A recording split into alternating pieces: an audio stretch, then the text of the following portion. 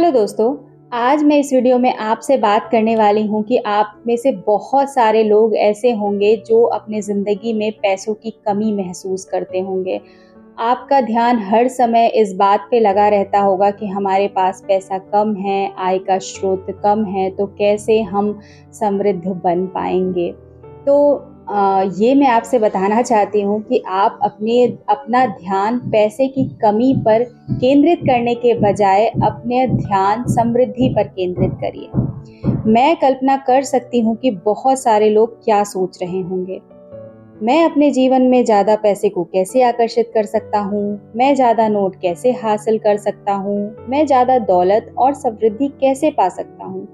हालांकि मैं अपनी नौकरी के काम को बहुत पसंद करता हूँ, लेकिन मैं अपने क्रेडिट कार्ड के कर्ज से कैसे छुटकारा पा सकता हूँ? और इस एहसास से मेरी आमदनी सीमित है, क्योंकि यह तनख्वाह के रूप में मेरे पास आ सकती है, मैं और ज़्यादा कैसे कमा सकता हूँ? आप में से बहुत सारे लोगों की जो सोच है वो ऐसी ही है। तो आपका काम ये घोषणा करना नहीं है कि आप ब्रह्मांड के कैटलॉग से क्या पाना चाहते हैं। अगर पैसा उन चीज़ों में से एक है तो आप ये बताएं कि आप कितना पैसा चाहेंगे।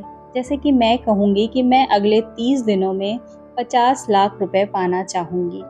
बस ये आपके लिए विश्वसनीय होना चाहिए। आपको ये विश्वास होना चाहिए कि अगले 30 दिनों में आप 50 लाख रुपए कमा लेंगे। मैंने तो 50 लाख बोल दिया, आपकी जो अमाउंट हो आप वो बोल सकते हैं। बस आपका सबकॉन्शियस माइंड कॉन्फिडेंस में होना चाहिए। अगर आपने अतीत में अपने मस्तिष्क में यह विचार रखा है कि पैसा सिर्फ तनख्वाह के रूप में ही आपके पास आ सकता है, तो ये उस विचार को फौरन आप बाहर निकाल दीजिए। क्या आप ये नहीं समझ पा रहे हैं कि अगर आप इस तरह से सोचते रहेंगे तो आपकी ज़िंदगी में यही विचार साकार हो जाएगा। इस तरह के विचारों से आपका भला नहीं होने वाला है। अब आप ये समझ चुके हैं कि आपके लिए प्रचुरता मौजूद है, और यह पता लगाना आपका काम नहीं है कि पैसा आपके पास कैसे आएगा। आपका काम तो बस इतना है कि आप मांगिए, इस यूनिवर्स से मांगिए, और ये यकीन रखिए कि आप इसे पा रहे हैं, और इस खुशी को आप महसूस करिए। विस्तृत विवरण का काम ब्रह्मांड पर छोड़ दें, वो खुद तय कर लेगा कि वह इसे आप तक कैसे पहुंचाएगा। बॉब प्रॉक्टर कहते हैं कि ज़्यादातर लोगों का लक्ष्य कर्ज से बाहर निकलना होता है, लेकिन इससे वे हमेशा कर्ज में फंसे रहेंगे। आप जो भी सोचते हैं उसे अपनी ओर आकर्षित करते हैं।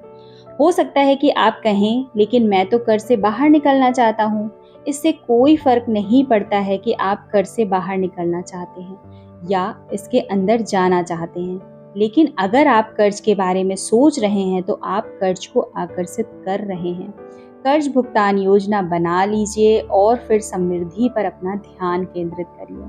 मान लीजिए आपके पास बहुत सारे बिल का ढेर लगा हुआ है, जिनके बारे में आपको जरा भी अंदाजा नहीं है कि आप उनका भुगतान कैसे करेंगे।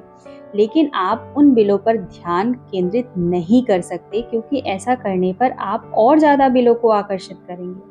आपको ऐसा तरीका खोजना होगा जिससे आप बिलों के बावजूद समृद्धि पर ध्यान केंद्रित कर सकें।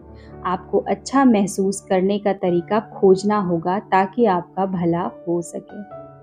लोग मुझसे अक्सर कहते हैं कि मैं अपनी आमदनी अगले साल दुगनी करना चाहूँगा। लेकिन जब आप उनके काम देखते हैं तो आपको पता चलता है कि वे ऐसे काम नहीं कर रहे हैं जिनसे आमदनी दुगनी हो सके। वे हमेशा कहते रहते हैं कि मैं इसका खर्च नहीं उठा सकता।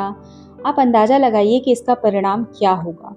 आपकी इच्छा ही मेरा आदेश है। यूनिवर्स यही आपसे कहेगा। मैं इसका खर्चा नहीं उठा सकता जैसे वाक्य अगर आपके होठों से गुजरे हैं तो इसे बदलने की शक्ति आपके ही पास है और इसी समय है। इसे बदलकर इस तरह आप कर दीजिए कि मैं इसका खर्च उठा सकता हूँ, मैं इसे खरीद सकता हूँ। इन वाक्यों को बार बार कहिए, हर बार दोहराइए। जब भी आप अपनी कोई पसंद की चीज़ देखिए तब ऐसा ही दोहराइए बार बार।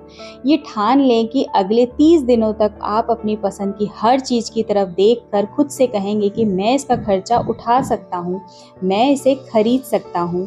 जब आप अपने सपनों की कार के पास से गुजरें और उसे देखें तो कहिए कि मैं इसका खर्चा उठा सकता हूँ। जब आप अपनी पसंद के कपड़े को देखें या बेहतरीन छुट्टियों के बारे में सोचें तो कहें कि मैं इसका खर्चा उठा सकता हूँ। ऐसा करने पर आप खुद को बदलने लगेंगे और पैसे के बारे में बेहतर महसूस करने लगेंगे।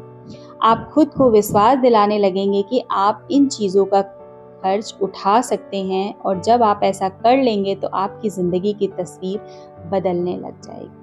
अगर आप कमी या अभाव पर अपना ध्यान केंद्रित करते हैं, अगर आप उन चीज़ों पर ध्यान केंद्रित करते हैं जो कि आपके पास नहीं है, तो आपको अभाव ही मिलेगा। जब आप अपने परिवार के साथ अभाव पर अफसोस जताते हैं, जब आप अपने दोस्तों के साथ उनके बारे में बात करते हैं, जब आप अपने बच्चों को बताते हैं कि आपके पास पर्याप्त पैसा नहीं है, हमारे पास इसके लिए पर्याप्त पैसे नहीं हैं, हम इसका खर्च नहीं उठा सकते, तो आप कभी इसका खर्च नहीं उठा पाएंगे, क्योंकि आप अभाव को ज़्यादा आकर्षित करेंगे।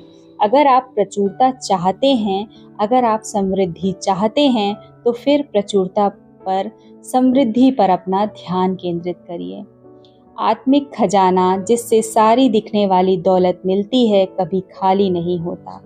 यह हर समय आपके पास है और आपकी आस्था तथा मांगों के अनुरूप प्रतिक्रिया करता है।